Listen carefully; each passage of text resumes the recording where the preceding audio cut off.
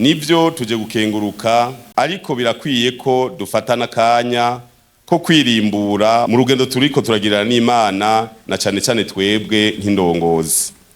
Icivugo cigishabisho ni inkebuzo idasanzwe, tugisanga mu gitabo c'Imana Bibiliya kivuga giti, kandi ntimuragire nk'abatwaza amanyama amasho mwagabanganirijwe, ariko mube ivyitegererezo by'ubusho.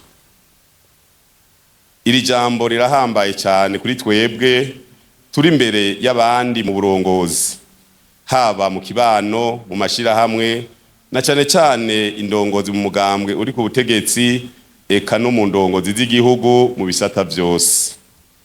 Iki civuge gihuranye cyane n'akarangamutima k'umugambwe wacu mwiza wa CNDD-FDD, katwigishwa kubaha Imana, guca bugufi mu byo dukora byose, gukunda abo turongoye, kubaha uburongozi no kwama dushira imbere inyungu z'igihugu. Gutyo ihanga Imana yaturagije likatubonamwo inyishu, icitegererezo ciza. Aya masengesho azotubere akaryo keza ko kwirimbura by'ukuri, ari naco gituma hadekanijwe umwiherero udasanzwe wo kwirimbura mu nama ya komite nkuru y'umugambi CNDD-FDD muri iyi minsi ibiri, kuva ejo gushika ku munsi wa gatandatu mu masaha yo mu gitondo. Nico gituma atavyigwa ku ndongozi no kugwaruka byatekanijwe. Ikibazo tuzokwibaza nk'indongozi gishingiye kuri iri jambo: mbega ndi icitegererezo ciza kuba ndongoye mu mvugo, mu ngendo no mu ngiro?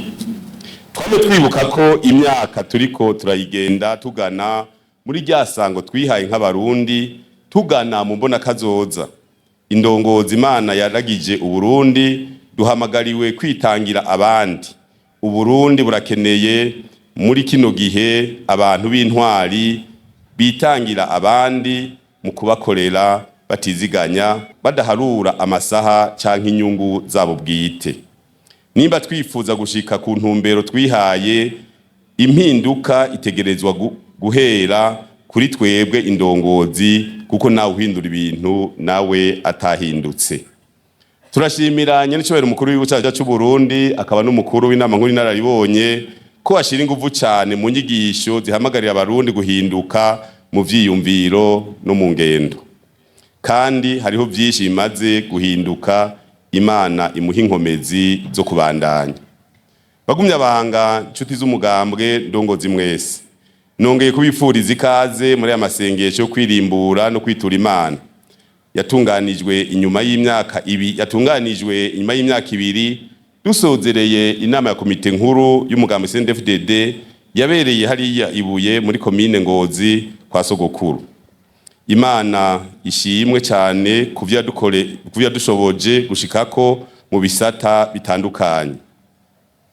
Nagomba nshimire abagumya banga bose, eka mbere n'abarundi bose, ko inyuma y'akamo twatewe duhejeje inama ya komite nkuru yo mu 2024 baciye baja ku kivi, maze biha intumbero ko mu myaka 5 bategeza kuba bashitse aho igihugu cikenura mu byo gikenewe byose, tutazeye inze kuri 40%. Rero turabona y'umwanya, turabona yuko ibyo tumaze kurangura navyo birenga 50%.